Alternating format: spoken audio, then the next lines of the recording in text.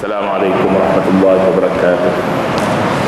Bismillahirrahmanirrahim. Alhamdulillahirabbil alamin. Wassalatu wassalamu ala asyrofil mursalin sayyidina wa maulana Muhammadin wa ala alihi wa sahbihi ajma'in. Pagi ini kita baca ayat 113. A'udzu billahi minasy syaithanir rajim. Bismillahirrahmanirrahim. وَلِتَصْغَى إِلَيْهِ أَفْئِدَةُ الَّذِينَ لَا يُؤْمِنُونَ بِالْآخِرَةِ وَلْيَرْضَوْهُ وَلْيَقْتَرِفُوا مَا هُمْ مُقْتَرِفُونَ أَفَغَيْرَ اللَّهِ أَبْتَغِي حَكَمًا وَهُوَ الَّذِي أنزل إليكم الكتاب مفصلا والذين آتيناهم الكتاب يعلمون أنه منزل من ربك بالحق فلا تكونن من الممترين صدق الله العظيم ولتصغى إليه أفئدة الذين لا يؤمنون بالآخرة dan juga supaya hati orang-orang yang tidak beriman kepada hari akhirat cenderung kepada bimbingan itu, kepada bisikan itu. Waliyardauhu waliyaqtarifu ma hum muqtarifun, dan supaya disetujui oleh mereka, waliyaqtarifu, dan supaya mereka terus melakukan ma hum muqtarifun, apa yang mereka lakukan itu. Ayat menyatakan sebelum ini di antara sunnah Allah ialah hidup dalam dunia ini sentiasa berhadapan dengan ujian. Kita lalui satu ujian untuk masuki suatu ujian yang lain yang kadang-kadang bertentangan antara satu dengan lain. Syaitan jin dan syaitan manusia adalah satu-satunya musuh Allah yang dilepaskan dalam dunia ini untuk menguji manusia. Syaitan bukan hanya daripada jin, tapi juga daripada manusia sendiri, jenisnya sendiri, memusuhinya. Nabi-nabi begitulah keadaannya sepanjang perjalanan dakwah mereka. Wa kadzalika ja'alna likulli nabiyyin aduwwa. Begitulah kami jadikan bagi setiap orang nabi itu ada musuhnya. Musuh. Ini sunnatullah. Barang siapa yang tidak mahu menghadapi ujian, jangan hidup dalam dunia lah. Tak ada di sini.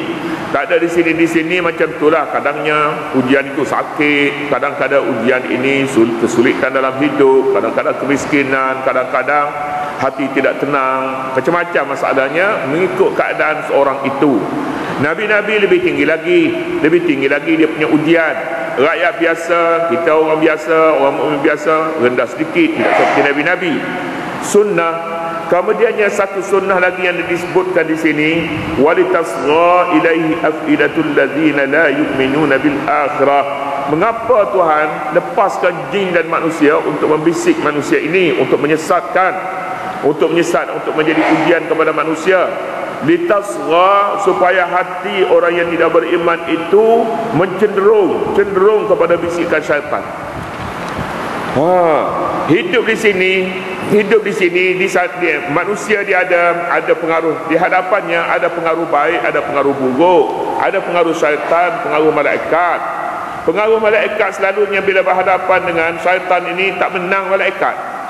Malaikat selalunya kalah. Pasal apa? Pasal syaitan, pengaruh syaitan ini mendapat penerimaan yang lebih tinggi, mendapat pelanggan yang lebih tinggi. Malaikat, keseluruhan malaikat kalah selalunya. Biasanya begitu, tidak berapa ramai. Selalunya tempat-tempat hiburan mendapat perhatian yang lebih besar, menang, dapat menawan begitu ramai manusia. Tetapi tempat-tempat tempat-tempat untuk membersihkan akal, fikiran, membersihkan rohani, selalunya tempat ini tidak mendapat perhatian. Orang tak minat tempat-tempat yang seumpama ini. Tempat hiburan, Masya Allah, dengar saja jauh-jauh pun mesti pergi. Mengapa? Sebab itu tempat hiburan, tempat syaitan. Syaitan memujuk manusia dan manusia terus menjadi ahlinya. Inilah dia hakikat yang disebut di sini, walitasgha. Asgha yusri, memberi perhatian sepenuhnya, memberi perhatian. Kadang-kadang bila kita nak dengar sesuatu, kita tak dengar, kita letak topang tapak tangan di belakang telinga ni, nak dengar juga apa perkara. Itu namanya asgha. Asgha yusri litasgha afidah. Hati ni bila dia memberi perhatian sepenuhnya, Arab kata litasgha. Tasgha. Tak dengar, kita cari juga.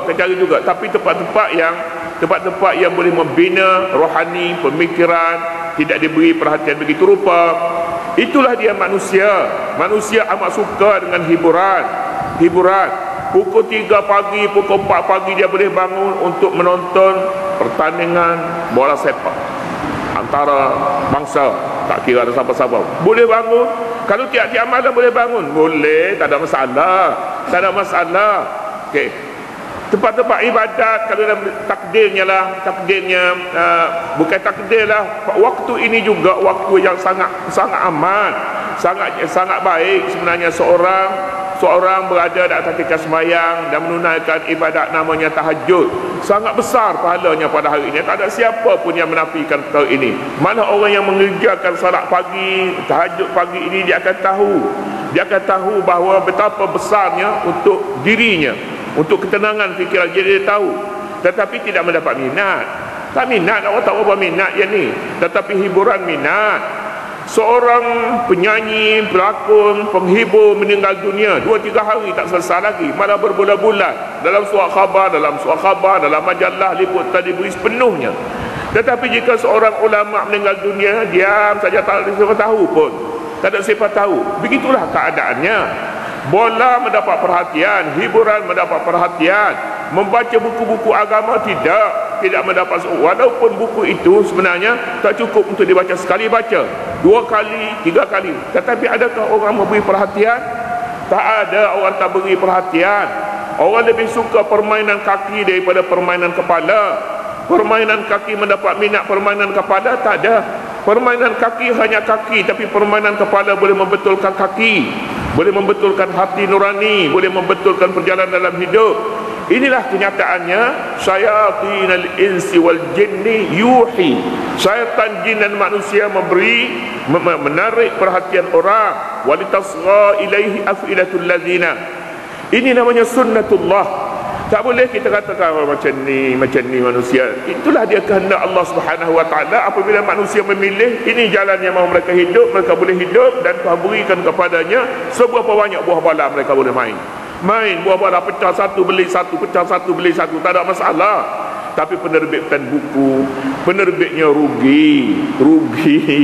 Pasal apa? Pasal tidak mendapat tempat, tidak mendapat pasaran. Apakah ini ada pihak-pihak yang merasa kecil hati? Jangan kecil hati. Ini tabiat dunia. Tabiat dunia begitulah. Litasgha ilaihi afidah. Jadi seolah-olahnya ayat ni di atas tadi wa kadzalika ja'alna, di sini wa kadzalika litasgha. Soalannya macam itulah. Ayat sebelum ini dia 112 wa kadzalik, begitulah maknanya sunnah Allah. Di sini pun walitasgha ini wa kadzalika litasgha. Begitulah sunnah Allah untuk supaya hati-hati orang yang tidak beriman kepada Allah menjadi cenderung kepadanya. Begitulah dia. Apa pentingnya ayat ini? Tuhan menceritakan bahawa orang yang tidak beriman kepada Allah lebih cenderung kepada bisikan-bisikan syaitan, supaya semua orang faham. Dia jangan tunggu Allah Subhanahu wa taala pegang kaki tangan berkas dia bergeltak di mana? Di masjid. Bergeltak di masjid tiap-tiap hari bekas kaki tangan dia lempar di masjid. Sudah masjid dia balik maunya. Jangan tunggu begitu. Tak ada pihak yang memaksa dia. Siapa boleh yang menentukan boleh balikkan hati dia ni daripada cenderung kepada satu pihak untuk cenderung kepada pihak yang lain, daripada cenderung kepada hiburan kepada cenderung kepada masjid? Siapa yang boleh balikkan hati? Tak ada siapa. Mengapa Allah Subhanahu wa taala tidak ciptakan satu hati yang cintakan masjid, bencikan kekufuran, bencikan yang lain, hanya cintakan masjid? Itulah jawabnya di sini wa kadzalika. Itulah sunnah Allah. Sunnatullah tidak memaksa manusia. Selalu kita sebutkan di sini, afidatul ladzina la yu'minuna bil akhirah. Afidah jamak kepada fuad. fuad satu lagi qalbun dalam bahasa Arab. Yalah, itu fuad, qalbun kita terjemahnya hati. Malah di dalam Quran dia digunakan juga al-aqlu, al-fikru, pemikiran, akal, al-qalbu, al-afidatu. Ini semuanya memainkan peranan yang sama, cumanya kesan tu lebih rendah dan lebih tinggi. Qalbun umum hati, tetapi afidah hati yang memberi perhatian kepada sesuatu namanya fuad. Fuad ini hati bila hati ini diusaha supaya dijernihkan dia, itu apabila jernih namanya fuad. Qalbun, orang kafir pun fuad, orang mukmin pun fuad. Tetapi fuad bagi orang mukmin hati yang memberi perhatian sepenuhnya. Bagi orang, apabila hati dia memberi perhatian sepenuhnya, maka dia tidak lagi namanya qalbun, tapi namanya fuad. Sama ada hati orang mukmin atau hati orang kafir, tak kira. Sesuatu yang datang terlintas dalam fikiran kita, itu bukan fuad lagi. Bukan fuad, namanya qalbun. Tapi bila dia pergi sikit lagi, hati yang kita jernihkan dia, kita membaca dan kita tonton dia, kita beri perhatian, itu namanya fuad. Walitasgha ilaihi afidatul ladzina la yu'minuna bil akhirah, dan supaya hati orang-orang yang tidak beriman kepada akhirat, hati yang tidak beriman. Hati yang tidak beriman ni hati yang sudah kotor lah, barangkali sebab dia tidak beriman. Dia tidak beriman, itasgha ilaihi, memberi perhatian, wal yardauhu, sesudah dia memberi perhatian, yardauhu, mereka redha kepadanya. Redha, oh ini bagus, ini pemain yang cukup hebat betul, ini penghibur hebat betul, ini hebat. Jadi mengapa Tuhan jadikan begitu? Tuhan jadikan supaya manusia puas hidup dengan keadaan, dengan hiburan. Liyardau, supaya dia redha kehidupannya begitu. Minta barang dijauhi Allah daripada kita redha dengan perbuatan-perbuatan yang tidak menguntungkan hidup ini. Redha, rasa puas, ada bintang pujaan kita, ada penghibur pujaan kita. Mana-mana pun dia pergi, kita tetap menjadi penontonnya. Kita redha, minta barang dijauhi Allah. Biar kita redha menjadi cari seorang tokoh yang kita redha pemikirannya. Ambil buku-buku Imam Ghazali, kita baca buku-buku Imam Ghazali, kita redha dengan pemikirannya. Yang terbaru misalnya buku-buku Qardawi kita suka. Mana-mana buku yang baru terbit kita buka. Internet ada laman-laman yang baik. Laman-laman ini kita tak tinggal setiap pagi, sebab dia membekalkan kepada kita pemikiran-pemikiran yang boleh membina hidup umpamanya. Sepatutnya begitu, sepatutnya. Tetapi apabila diredai perkara yang sebaliknya, maka ini adalah satu tanda kurang baik dalam hidup ini. Waliyardauhu, dan supaya mereka liyardauhu, setuju redha, waliyaqtarifu ma hum muqtarifun, dan juga supaya mereka terus melakukan apa yang mereka lakukan itu. Tuhan ini sunnah dia, apabila kita melakukan sesuatu dan kita redha, dia teruslah, tak ada apa-apa. Dia tidak usik kita.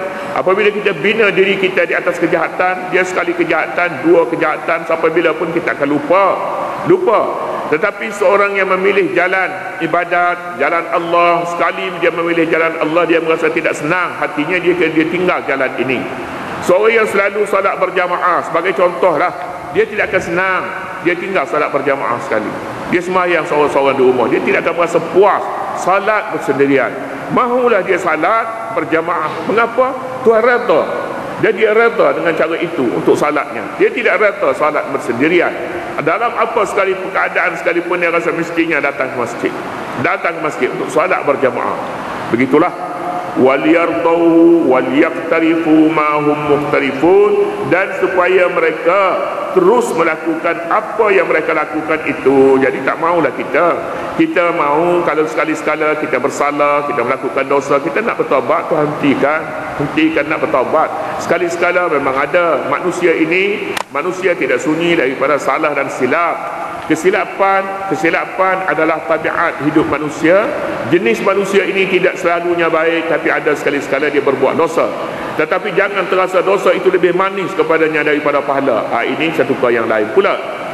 Apa ghairallahi abtaghi hakama, katakanlah Muhammad, patutkah aku terpedaya dengan kata-kata syaitan sehingga aku menjadikan hakim, mencari hakim selain daripada Allah. Sekarang syaitan menguasai pemikiran manusia, menguasai hatinya, bisikannya menduduki tempat pertama.